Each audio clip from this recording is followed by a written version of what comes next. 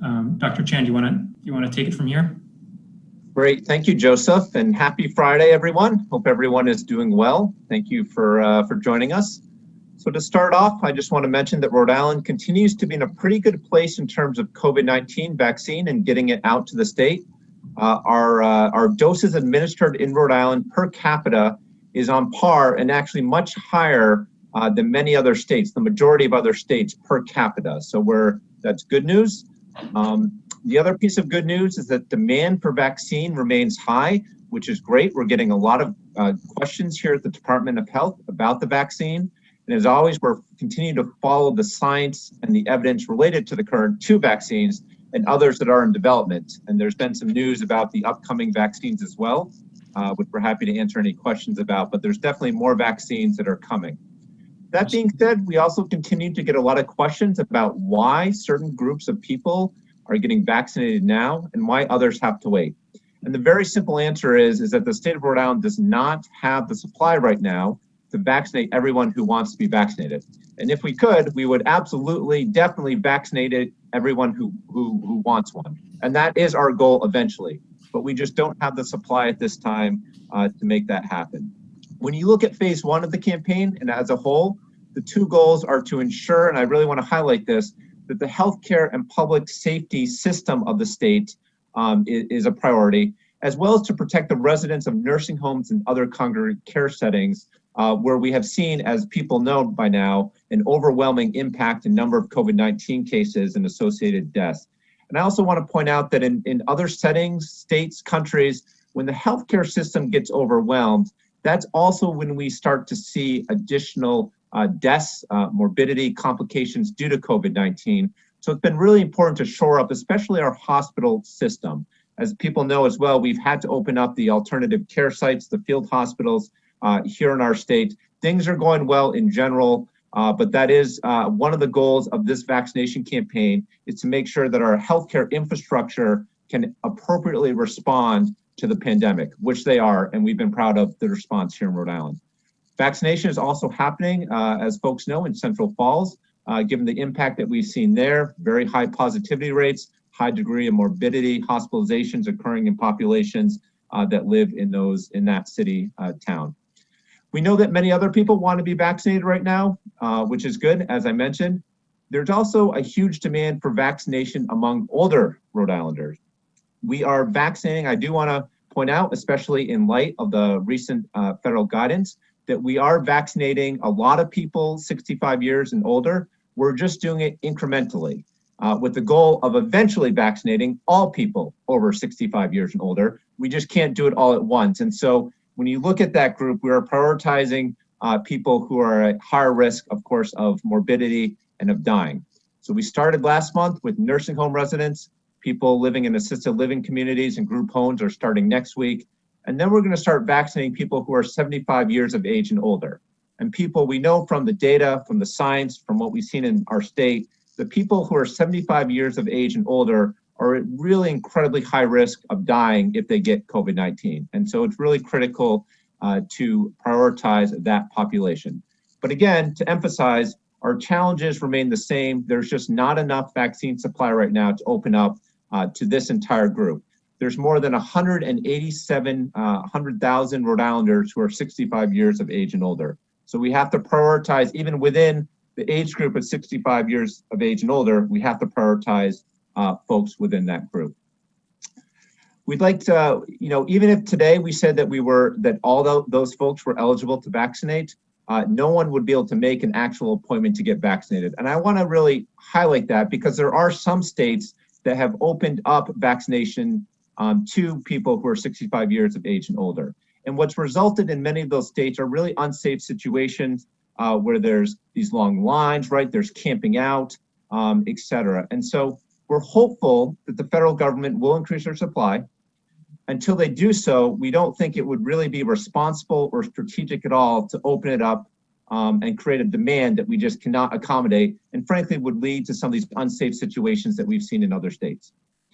While much of the focus has been on who is or who is not getting vaccinated as part of phase one, it's also important to know that Rhode Island has been actively planning for rapid vaccination for months, of the next priority group, so that when additional vaccine becomes available, and it will, we'll be able to quickly administer it. So I'll turn it over to Trish in a second. One last clinical point that we've received some questions about, and I just wanted to bring this up, is that I do want to clarify that there is no guidance or recommendations from the Department of Health or the CDC about requiring vaccine before a doctor's appointment, before a medical procedure, surgery, or transplant. We've gotten a couple requests about this, and I just want to be clear that there is no guidance or recommendation about this. As we get more information, we will definitely share it with providers, with the public, through our website, through media communications. So I'll end there. Happy to answer any questions, but I'm going to turn it over to Trish first, and then we'll take questions from others. Great. Thank you, Dr. Chan. Good morning, everyone. So as Dr. Chan mentioned, Rhode Island is making steady progress with vaccinations. And as of this morning, at 9 o'clock, I'm happy to report that we have vaccinated a total of 51,220 individuals. That breaks down to 41,977 people who've received a first dose and 9,243 people who've received a second dose and are considered fully vaccinated. So we're very happy to see the progress in terms of the numbers of people who are getting vaccinated with the vaccine supply that we have available. To that note, as of Tuesday, January 12th, the number of doses that we've received are 72,175. That is a number that we process weekly. We continue to order the maximum number of doses that were allocated every week from the federal government. And that vaccine is all planned for to make sure that it gets out and is administered as quickly as possible. Obviously, there are logistics to that, but the vaccine is all planned for so that we can get it administered to folks as quickly as possible. I will turn it over to Alicia to talk and cover a bit more about the upcoming groups that will be vaccinated. Good morning, everyone. So there are no changes that we made from what we shared with you last week about who's getting vaccinated this week. And I believe Joseph is going to share a screenshot of who's getting vaccinated next week, who we're adding. So we're really excited about some of the groups that we are able to continue to address from our 1.3 hierarchy, including our harm reduction staff, who are primarily street outreach workers, the patient-facing clinical students. We have a lot of students who are cycling through hospitals and long-term care and other sites, some of whom have already been vaccinated. The hospitals, for instance, have vaccinated students, but others who are going into some of the critical environments were not eligible for the partnership with CDC and the CVS Walgreens. So we just want to make sure that those folks are protected before they go into nursing homes, assisted livings, group homes, etc. We're starting with staff and adults who live in group homes, to include individuals who are 65 and older. So again, the partnership that we have with CDC with CVS and Walgreens indicated at enrollment that any group homes that had individuals who were 65 and older in them, regardless of the ages of everybody else in the group home, would be eligible. So we were very fortunate to be able to enroll a number of group homes in the state in that program. And we are supplementing that with our partnership with the Rhode Island Disaster Medical Assistance Team and Medical Reserve Corps for those that were not enrolled. The Part B of the partnership, it continues to be active. So the assisted living communities, those group homes that I mentioned, and then public housing authorities that meet the definition for 202, which is for residential care services and individuals who are 62 and older, who signed up and enrolled, are also going to begin starting on Monday. So much like the nursing home cadence, today will be the end of our first clinics in each of the nursing homes.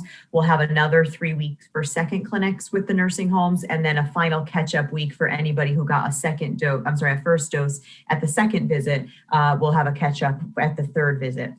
We'll follow that same cadence. It will just be one cohort behind for these other groups. So we're very excited to be able to get those folks vaccinated, especially because it covers a large component of our older adults in congregate settings, which are two significant risk factors.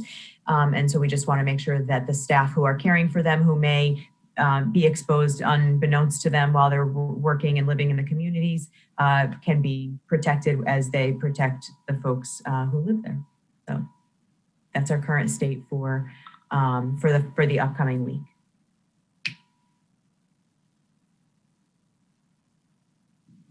Great, and I apologize, Alicia. I had this week posted while you were speaking, but this is the week for January 18th next week that Alicia was just outlining. So we have time now if folks want to ask any questions. If you want to just come off of mute and just introduce yourself and ask Trish, Alicia, and Dr. Chan your question.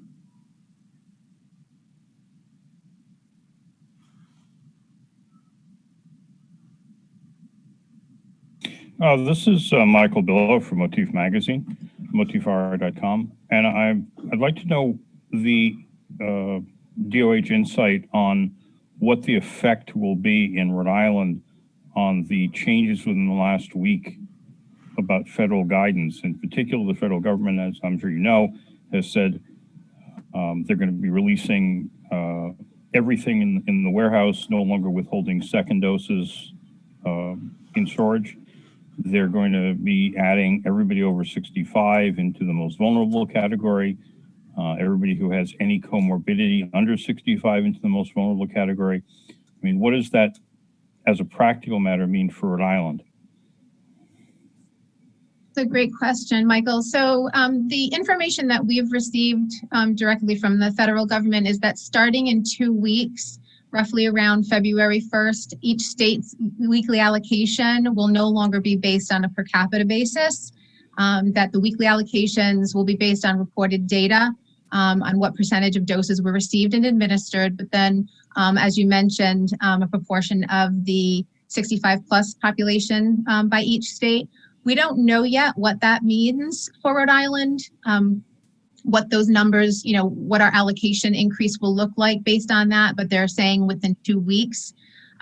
We still, in terms of not holding back second doses, that hasn't, that message still really hasn't come across strong.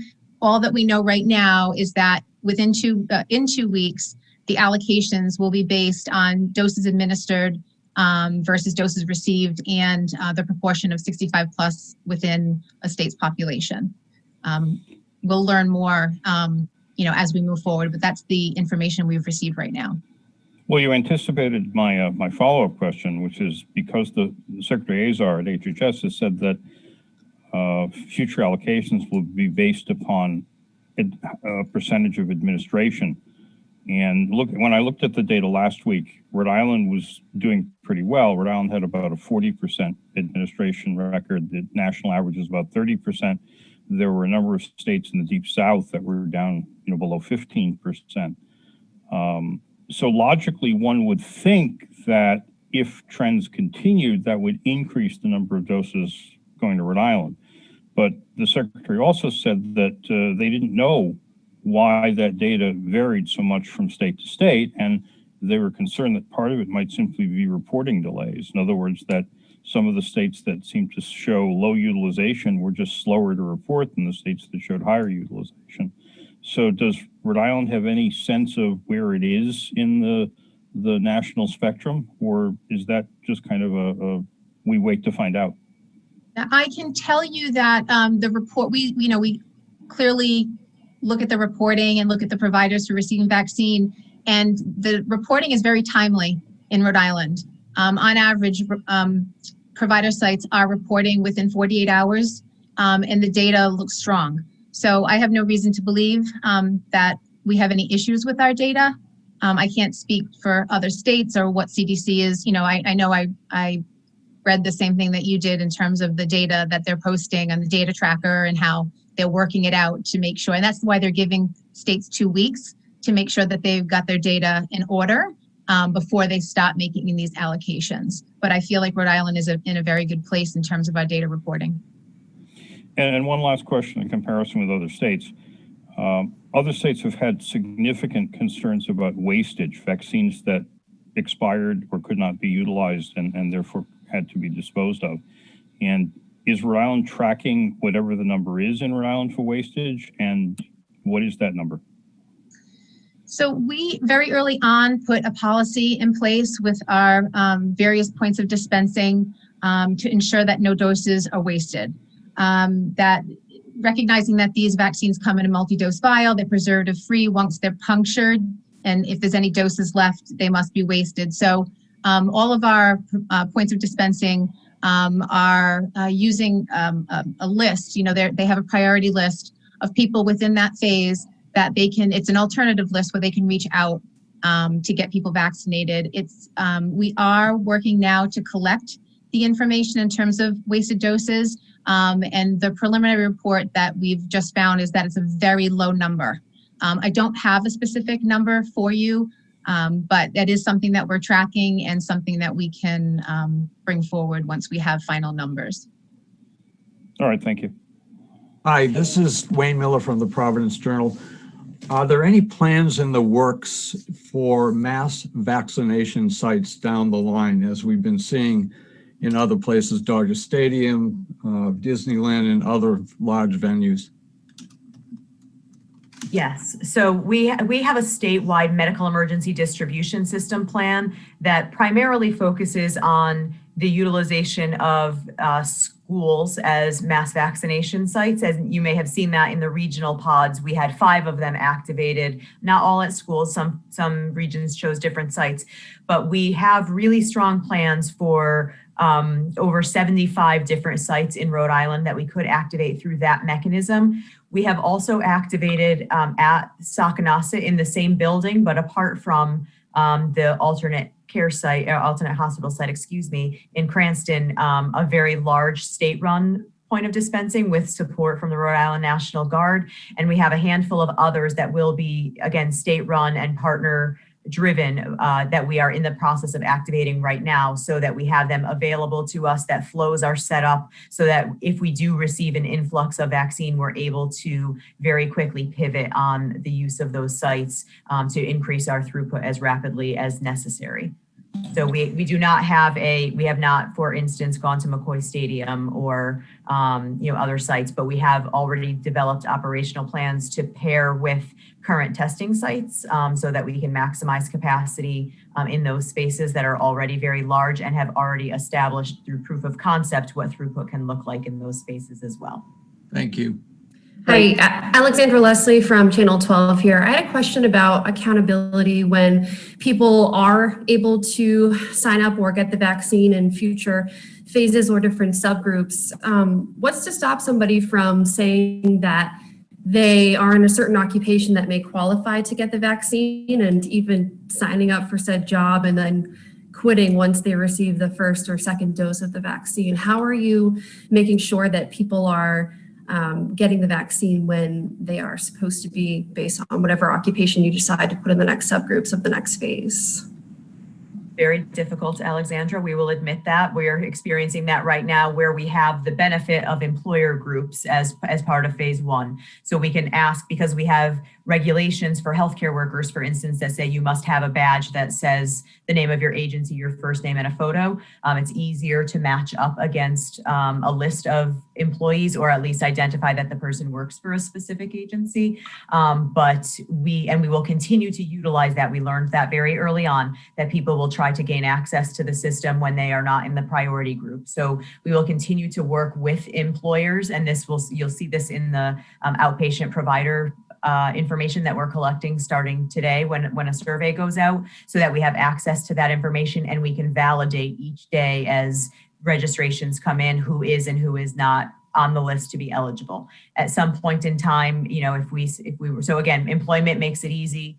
Other components, when we talk about age, obviously we have to balance who has identification and who does not. So we're working on what our plans might be if we go the route of looking strictly at age, or for underlying chronic conditions, how we will have people attest to what their underlying chronic condition is. So there's no easy answer. And we have to balance people's privacy and protection and the burden that we might place on employers or providers to try to support some of those initiatives in a meaningful way, with the fact of the matter that we just want to get vaccines in arms, and we want to do it in the smartest and most impactful way that we can, but we will always have to rely on people's, honesty and willingness to play by the rules as we engage future groups. Yeah, this is Eli Sherman from Channel 12. I understand that you don't want to open it up to 65 years and older because of the supply right now. You don't want lines, but I'm wondering if the state has considered creating some sort of registry where people can sign up, assuming that they know that they might be coming up next, and then they get some sort of notification that, yes, when we get to this level, you are in the queue to be vaccinated. I think for those of you who were on the meeting earlier this morning, there's just a lot of anxiety of not knowing at all when you're going to go. So I'm wondering, is that in discussion, just giving some people some indication as to when they'll be up? The registry is in discussion, like the ability to sign up in advance is in discussion. That will not help anybody, I think, know and understand the when, because there are just too many other variables at play in terms of when the vaccine will arrive. If we get a huge influx of vaccine, we may be able to rush right to folks who are 65 and older or other priority groups. But until we have that information available to us, there's not an accurate way to predict other than based on where we are with vaccine allocation currently. And just to follow up, in terms of prioritization, in terms of pulling the trigger on who goes next, is the switch over in leadership with the governor going to Washington causing any postponement and making a decision on whether or not age or occupation goes next? What's the timeline on making that decision?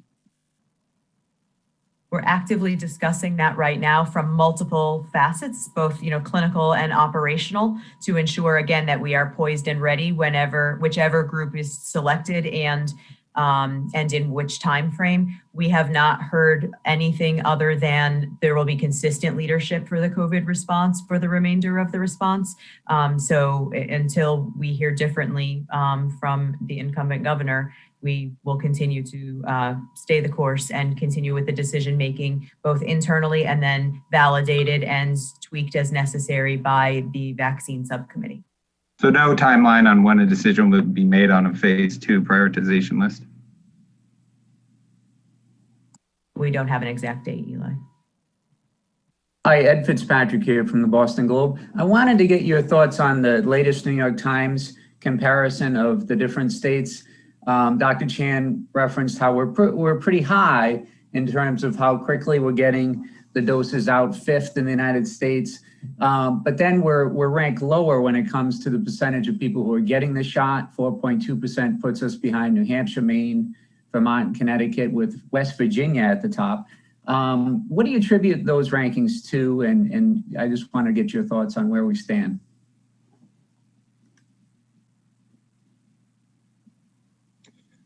Yeah, so I think as we mentioned, thank you for the question. There's, as Tricia can maybe expand upon, there's a whole complex logistics behind getting this vaccine out.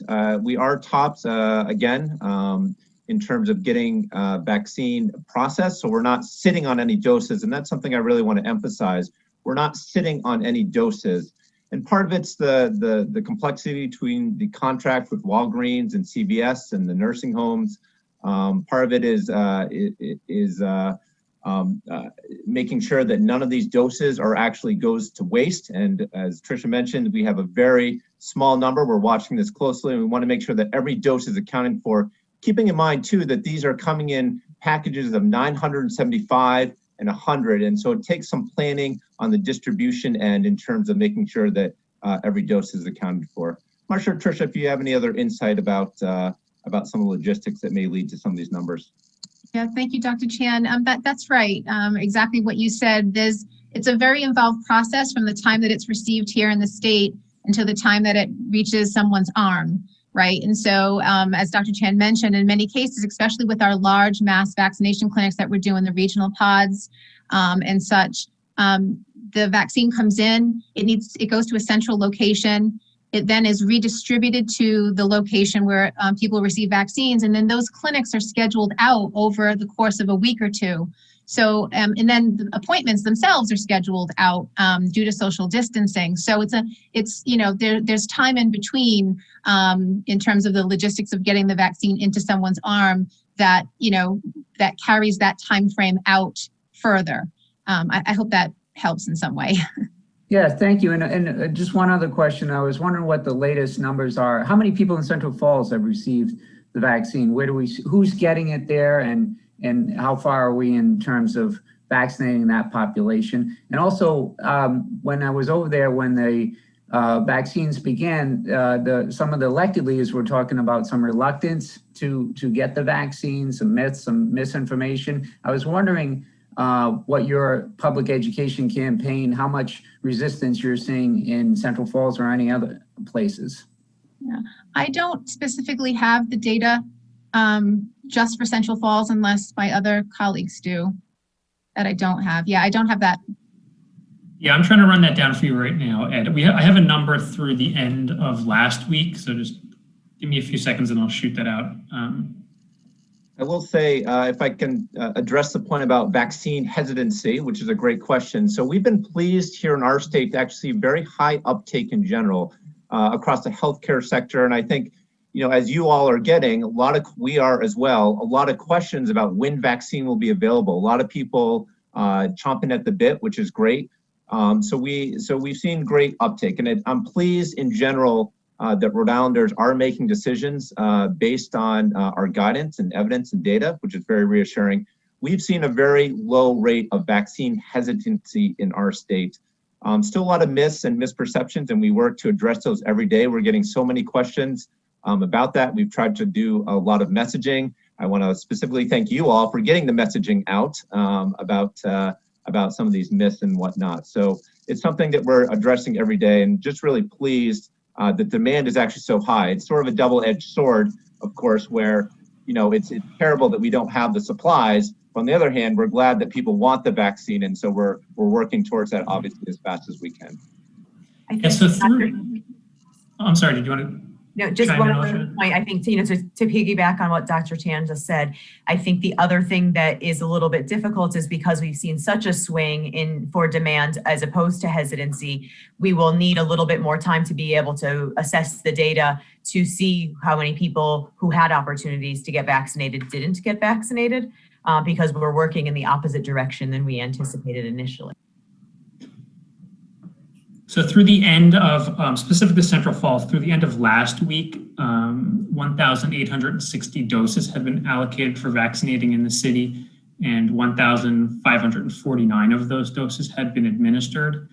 And then through the end of this week, the number of doses allocated total will be up to 2,880 doses. So we'll be able to update next week on what the doses administered number looks like. But generally, just looking at the numbers from last week, it does look like the uptake was strong. And what's the prioritization for who gets it in Central Falls? You're not just offering it to whoever shows up, right? It's going to older residents first?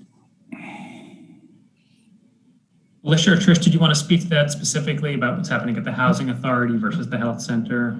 Sure. So there's a planning group that's working together from the department and from the high density communities, including Central Falls, to discuss where there are unique opportunities to vaccinate individuals who are particularly vulnerable. So for instance, the door-to-door vaccination effort that was executed a few weeks ago at the Central Falls Public Housing Authority was very successful, and they were able to monopolize on available space there. And so they found that, again, it's an accessible space. It was a successful initiative. So they are setting up a more permanent opportunity in that space so that other folks from the community can come in and be vaccinated. We're working with some of the independent pharmacies and with the Blackstone Valley Community Health Center, as well as some independent independent providers in the city of Central Falls to ensure that they have a voice in identifying who they believe are at high risk in order to get vaccinated.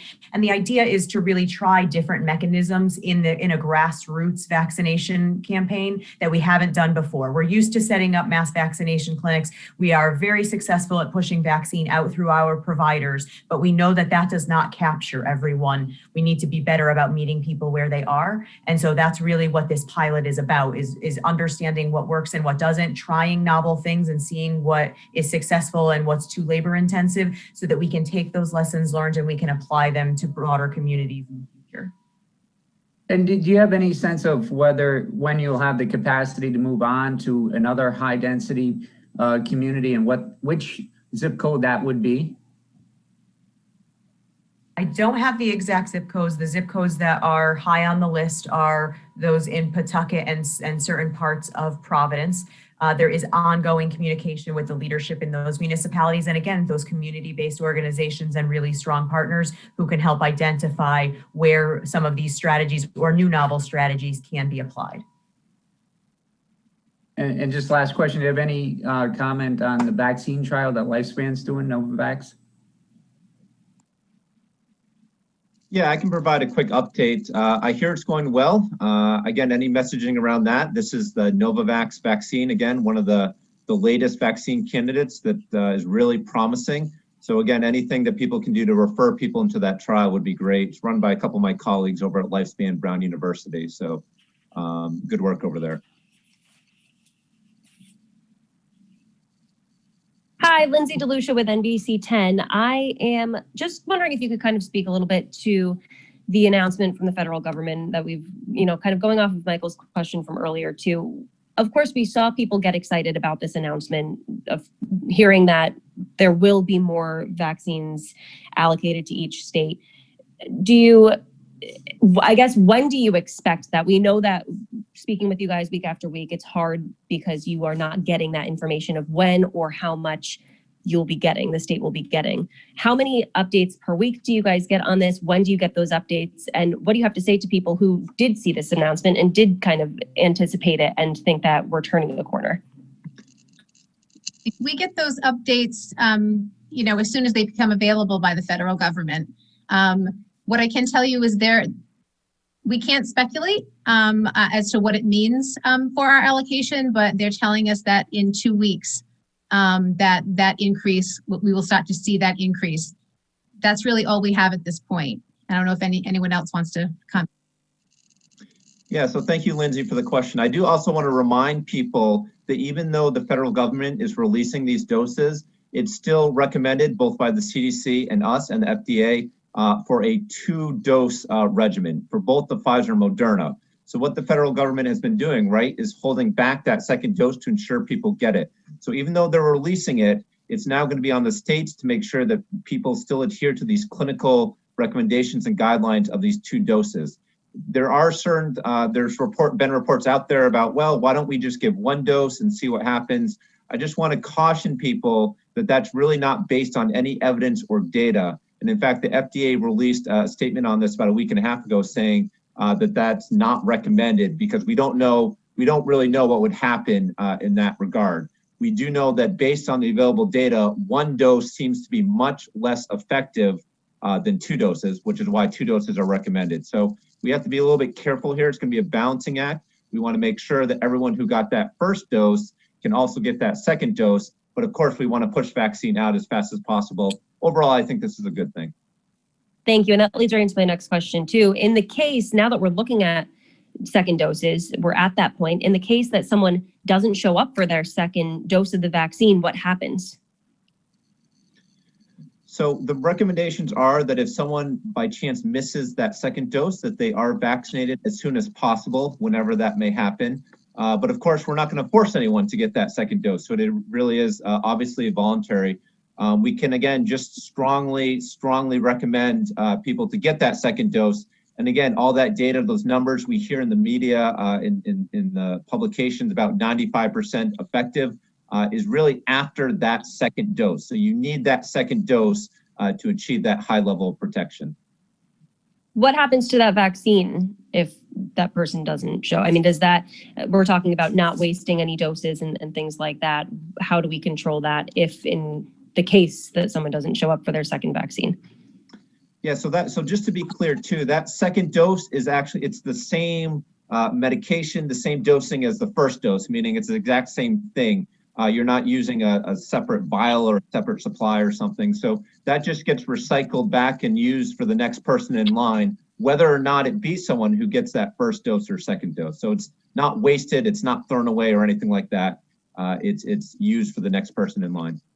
Got it. And just my last question, it seems like the amount of doses given within the last week was more than the prior week within that time frame. I believe, and correct me if I'm wrong, I believe last Friday we saw about 31,000 people vaccinated, and today did you say 51,000? So it definitely seems like a growth. Yeah, Tricia, do you want to comment on the exact numbers there? Absolutely. So yeah, I don't have the number in front of me that you're referencing from last week, but first doses total right now are 41,000. So if you saw first doses 31,000 last week, yes, we are seeing an increase. And as I mentioned, as the vaccine comes in, it's going out. And we have the infrastructure in place to get as many people vaccinated as possible with the supply that we have. And so the regional points of dispensing are going well. And we're making very good progress through the first phase groups. And again, with more vaccine means we can get through more groups quicker. Alicia, I don't know if you have any additional comments there. No, just that we, continue to engage additional partners in vaccine administration. And as we get more vaccine, we will continue to expand on those partnerships. We're trying to organically activate different partners throughout the process so that everybody has an opportunity to become accustomed to the process so that as it needs to surge, they're ready for that. So that's part of what you're also seeing is that we're engaging even more partners in the process, which makes us even more efficient in terms of getting doses in arms. Does the timeline, sorry, just go ahead. Quick last, does the timeline for phase 2 beginning still stand where it did last week, or does any of this push it up a little bit? Does any of it push it up a little? Is that the question? Yes. With these doses coming in, does it still look like March, or where does it stand right now? Well, as Trish said, we really can't speculate because we don't know what the true impacts are going to be. We've certainly been discussing the modeling of what happens with the second doses so that we continue to respect the timeline for the appropriate administration in the recommended intervals. And so we're just looking at what that means in terms of numbers of doses and how far out that will get us. It's not likely to be a significant change in actuality because of how rapidly we administer those second doses in the schedule. But to Trish's earlier point about how our allocations may change over time, and Michael asked this question, we may fare better because of our larger elderly population and our success rate in getting shots in arms. We hope that will be the bigger positive influence on how rapidly we can move through the groups. Thank you all. Hi. Go ahead. It's Mary MacDonald from the Providence Business News. Is there, this would be to Dr. Chan, you mentioned that there's a very low percentage, I think, of people who are not accepting the vaccine. Do you have a specific number? So we don't have one for you right now. It's difficult because what happens is the vaccine is offered across an organization or a setting. We should have some more firm numbers. Anecdotally, I can tell you that there's very high uptake.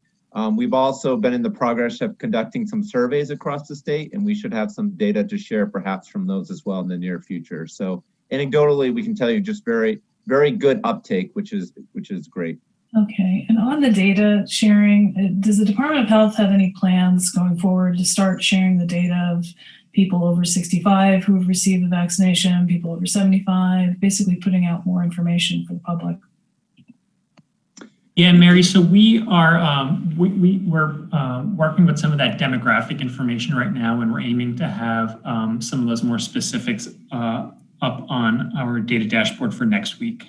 Okay, thank you. Sure.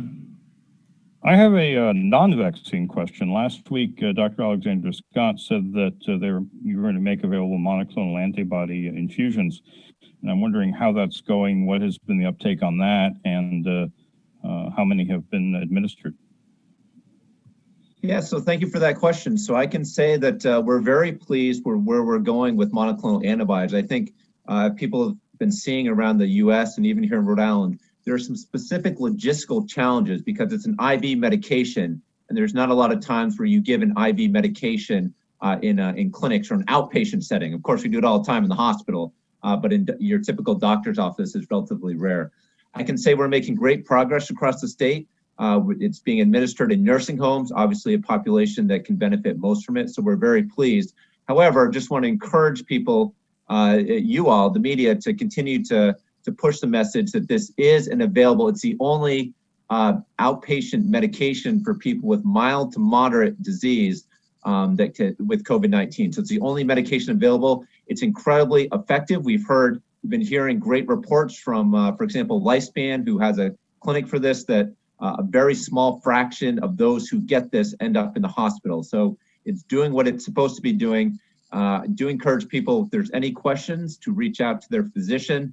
Again, it's meant for people with very mild to moderate disease who are not sick enough to be in the hospital. And that's a key point. It's not meant for hospitalized patients. There's a link in the chat here that will give you more information. But we've been doing a lot of education and training as well as for physicians and other providers in the community to let them know how to access this. And it's able to be accessed through all the major hospital systems in the state at this time. How many doses of the monoclonal antibody infusions have been administered? It's a little bit more than 800, Michael. All right, thank you. On the allocation of the vaccines, if they do start sending them to the state, not holding them back, does that mean that, am I correct in understanding that that means it'll be on the state to then be holding back second doses?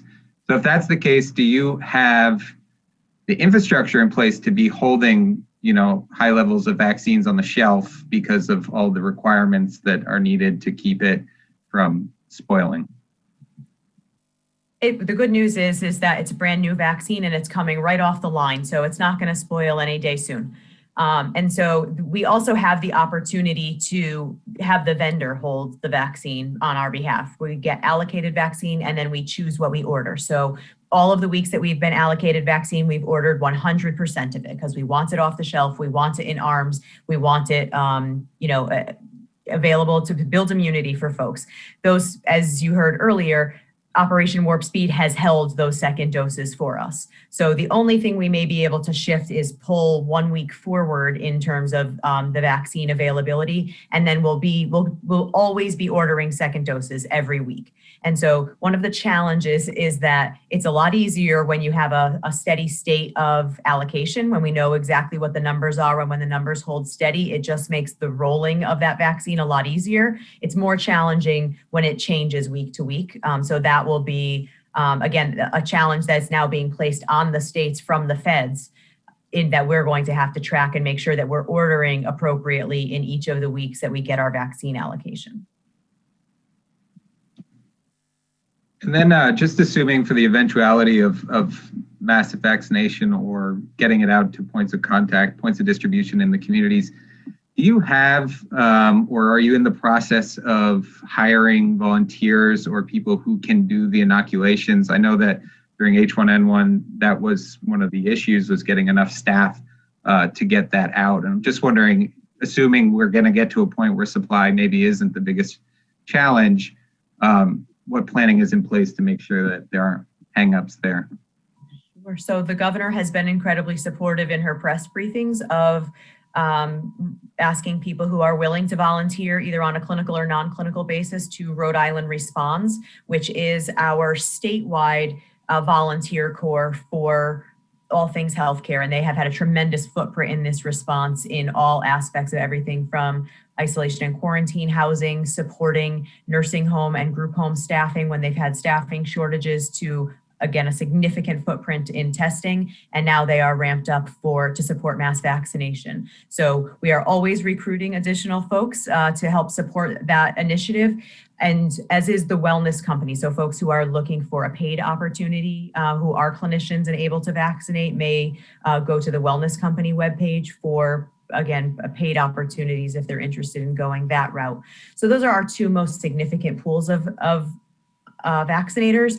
And then we're also in conversations, of course, with our typical vaccination partners. So the hospitals have done a phenomenal job of pushing vaccine out, to their employees and to other groups we've asked them to support, including outpatient providers in their own networks.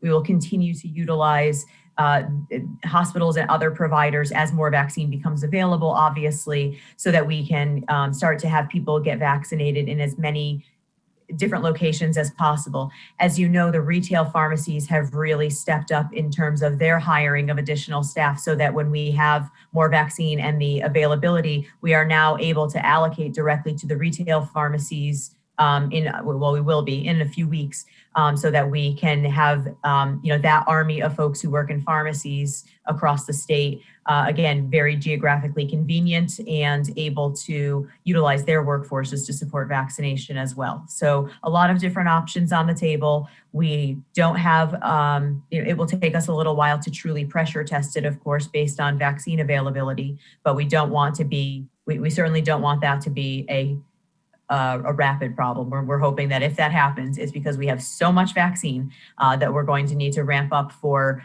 a significant but short period of time, because we are able to vaccinate a lot more Rhode Islanders. Ed Fitzpatrick here. One other question. Is the state ever going to identify or punish those who jumped the line to get vaccines when it wasn't their turn? We have traced back some of the folks who have shared the links inappropriately, and we have done reach back to those individuals and in some cases their employers to discuss what happened, so that they know and understand what the ramifications are of that, especially because they're taking away an opportunity for another high-risk group to be vaccinated. So that has been what we have done up to this point in time. We are hoping that by making public the fact that we have monitoring mechanisms and that we are canceling appointments for people who register inappropriately, that will deter others from following that route. And we will have to continue to monitor to see if we have a reason to escalate that beyond what we've already done. Can you identify the employers at least? Maybe not the individuals, but where do these people work? In every category that we have vaccinated, it has occurred. So if you look at everything in phase 1.1 through 1.3, aside from hospitals, because obviously they have a very tight mechanism to control that, they know who all their employees are. We have had folks who have shared the links with friends and family. And what's your message to them? What do you tell them? We tell them that this is, we are thrilled that they are excited to get vaccinated. It is not their time at this moment. We would appreciate if they reach back to the individuals they shared the links with and have those individuals cancel their appointments, so that they are not taking away from the other individuals who are prioritized at this time to get vaccinated.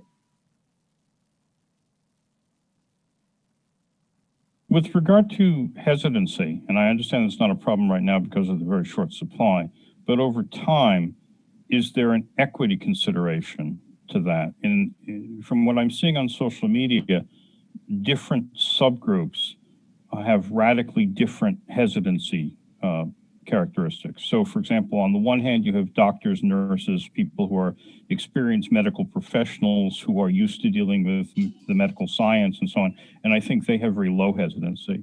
But as you move out into the community away from that, and you get people who are perhaps less familiar with medicine and science, the hesitancy concerns go way up, at least as I said on social media. And have you thought about that, and what strategy is there to try to address that? Yes, so great question. We know that there certainly exists in some subsets of the population a degree of medical mistrust. Some of it is based on some terrible past experiences, of course, which we don't have to get into here. but it's acknowledged and it's, reasonable.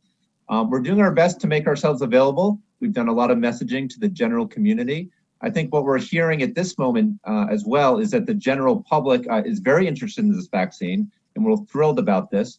We're holding a lot of community forums, a lot of outreach efforts. For example, there's a URI forum next week hosted by Lynzi DeLuccia, URI, on some of these very aspects of vaccine hesitancy. And we're giving numerous forums and doing numerous educational sessions every week to try to get the word out, as well as with our material, et cetera. So we're very conscious about some of the myths out there, which are, I will highlight again, not based on fact or science, and doing our best just to educate people. I think, again, this is the United States of America, thrilled to live in this country. We're not gonna force anyone to get this vaccine, but we definitely want people to inform their decisions with their physician, their medical provider, and based on evidence and science. And so if you are getting this, if you are not getting this vaccine based on some conspiracy theory, that's not good. So we want to make sure that people have all the latest information and base their own personal decisions on accurate scientific data. But what means are you going to use? How are you going to communicate to those subpopulations? I mean, I heard Sophia Rudin's great piece this morning on the Public's radio, and I suspect the people listening to Public's radio are not the targets for hesitancy. We've seen some really great success, for instance, Michael, in the Central Falls pilot with the use of the health ambassadors.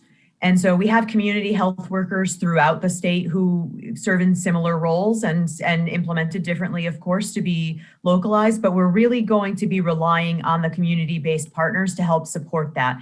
Everybody receives information differently. Everybody wants to receive information from a different type of source. We know that and we understand that. So it's very important to us to engage our partners. We now do weekly partner briefings to ensure that everybody has the latest and greatest information available to them. So as they are having conversations about other things with their constituents, they have the availability of all of that information. This week we did House and Senate briefings, and there were a number of questions from our reps and senators about how to approach some of the conversations, which I thought was, a very important point for us to drive home, to be able to continue to feed messaging in different ways to different groups so that they have it available to them to meet people where they are, to be able to provide accurate and up-to-date information whenever we possibly can to help drive the conversation that supports the science and helps people feel supported in their decision making, right? We're not going to arm, as Dr. Chan said, we're not going to arm wrestle or force anybody to get vaccinated. We want people to come to the conclusion that's right for them with all of the information that they need, and in a format that's comfortable for them with trusted advisors to them. Flip side of that, if I may real quick, and another question about prioritization. In your 1.1 and 1.2 groups, we've heard some reports of people who are getting vaccinated that have no patient front business. They don't interact with patients. They may not be the frontline worker that we think of as a doctor or a nurse who are getting vaccinated because they do still fall under the category 1.1, 1.2. For a patient who might be sick, lying on the table, who's not getting vaccinated, how are you guys? What would you tell the people who are trying to figure out how that's fair? So we've tried to right size that, of course, in terms of how we allocated vaccines specifically to hospitals. There are two significant points on this. One is that it's important that the hospitals be able to function appropriately. So while there are individuals who are not forward facing, they are essential to the continuity of operations of the hospitals themselves. So the healthcare workers cannot do their jobs if the IT folks are not running the network, or that the folks who are in the background aren't doing their jobs. So on one hand, we totally understand and respect the forward-facing component of things, and we've asked all of the hospitals to prioritize all of those individuals who are patient-facing. And we have held back a portion of the allocation to hospitals so that, again, knowing that there will be a tiered approach in each of the hospitals that they've created, and that there are higher priorities than others. The hospitals cut into their own supplies for their employees to start vaccinating the highest risk outpatient providers, those who work in urgent cares and other respiratory care clinics, so that those folks could come to the front of the line so that they could be vaccinated as they're doing face-to-face clinical encounters. And we will continue to utilize that. The other thing to consider on that front is operational efficiency is one of our guiding principles, if you've ever seen that slide that we use with the subcommittee. And so the Pfizer vaccine comes in packages of 975 doses, and it comes in an ultra cold storage chain. So the hospitals have been tremendous partners to us in utilizing the vaccine because they have access to the right resources, and they're operationally very efficient at managing vaccine in ways that other partners just will never have the means to, because it's too big a volume and too complex a logistics process. So breaking those apart and forcing people into a situation to move the vaccine around more than it's already being done actually puts us at risk for wasting more vaccine. And that is the absolute last thing that we want to do. So I think those are the two most significant points on this, is that there's an operational efficiency component and a continuity of operations component as we try to protect the healthcare system overall, so that is there and available as we continue to see high levels of hospitalization for not only COVID, but all of the other things that people continue to experience. Do you have any estimate for how many people fall into that category of working at these top two tiers but are not patient facing? They're in the lowest tiers in actuality, right? So the top tiers are the patient facing. And so we did not collect that data across all hospitals, obviously. We worked with them to generate guidance and similar principles that they would use across hospitals, but we did not sort of micromanage that process in a meaningful way. And again, I think just to highlight, I do want to highlight the roles of the hospitals here. And so as Alicia mentioned, we are working with the hospitals to ensure that the highest priority folks, patient engaging physicians, providers, et cetera, are being vaccinated first, which they have been. But I also want to mention that the hospitals have really stepped up during this pandemic. They've staffed the field hospitals, and they're also the first, they've been the first tier to administer the vaccine. So the fact that we've administered and been able to get out the vaccine so quickly and efficiently, and we're sort of, tops per capita in terms of vaccinated, that's a large degree also due to the hospitals and the fact they've been able to coordinate logistics, that they've prioritized this. So in general, they've done a really phenomenal job vaccinating their staff. Again, there's thousands of people as part of some of these hospital systems, of course. So I just want to acknowledge that that in general, it's gone really well in the hospital systems to date. We have time for one more question. Maybe if there's someone who hasn't had a chance to ask a question yet and wants to put something to either Dr. Chan or Trish or Alicia. This is Nancy from Rhode Island News Today. Quick question about identification. When you get into a more general public screening session, what type of identification are you going to require from individuals? We are working to address that right now. We are very cognizant of the fact that there are a number of people who don't have identification for various reasons. For some folks who are undocumented, some folks who don't have identification for their own protection. And so we've been in in-depth discussions about what the right answer to that is moving forward. Again, we've been, I guess, fortunate on the employer group side because many of the employers, especially in healthcare, have regulatory requirements for an ID that has specific information on it.